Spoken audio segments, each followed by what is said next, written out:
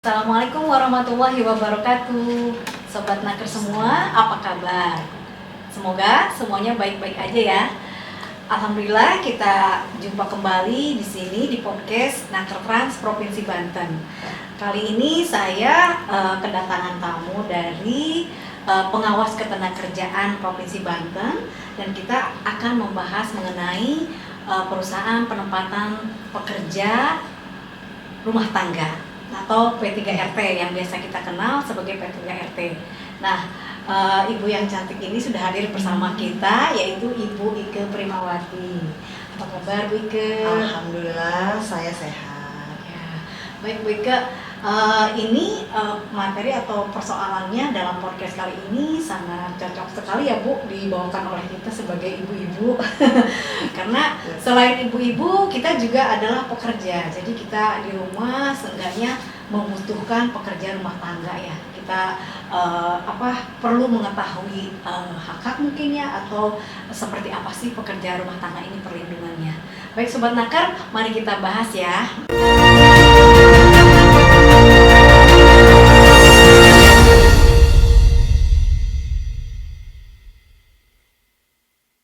Wika, kita bahas saya mungkin yang pertama yang akan ditanyakan, sejauh ini bagaimana kondisi pengawasannya terhadap pekerja rumah tangga ini atau perusahaan penempatan pekerja rumah tangga ini?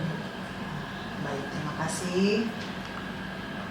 Untuk pembahasan P3RT ini kita melakukan pengawasan untuk mengetahui apakah mereka mendapat perlakuan sesuai dengan martabat manusia dan mendapatkan hak-hak yang seharusnya mereka dapatkan, karena harus sesuai dengan aturan Undang-Undang Nomor 13 Tahun 2003 dan Perpres 21 Tahun 2010. Baik, berarti dengan adanya pengawas ini mudah-mudahan bisa terlindungi ya pekerja rumah tangga kita. Selanjutnya kita pengen tahu juga tugas pengawas dalam pengawasan pekerja rumah tangga ini seperti apa ya? Baik, tugas pengawasan P3RT ini pertama kita melakukan pelayanan penempatan tenaga kerja. Yang kedua, perusahaan itu sendiri baik P3RT-nya maupun dengan perusahaan penempatan tenaga kerja swasta atau biasa disingkat dengan PPTKS. Oh, jadi pengawasannya itu objeknya terhadap perusahaannya ya Bu ya? Ya, betul sekali. Di mana pengawasan ini kita mengawasi perusahaan, baik perusahaan besar, menengah maupun perusahaan kecil. Jadi kalau begitu ada tahapan Bu untuk terhadap pengawasan perusahaan pekerja rumah tangga ini. Kira-kira tahapannya seperti apa Bu dalam pengawasannya? Ya, betul sekali. Tahapan untuk pengawasan ini kita ada 3 tahapan.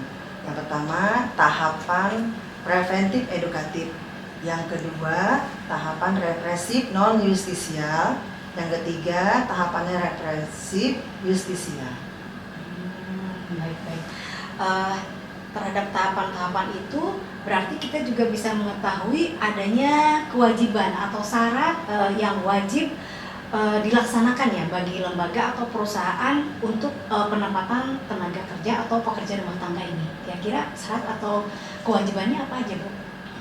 Baik, adapun syarat dan kewajibannya itu adalah pertama, perusahaan wajib memiliki perizinan usaha. Kemudian yang kedua itu perusahaan harus memiliki SPP akad dan kemudian harus ada petugas pelayanan antar kerja.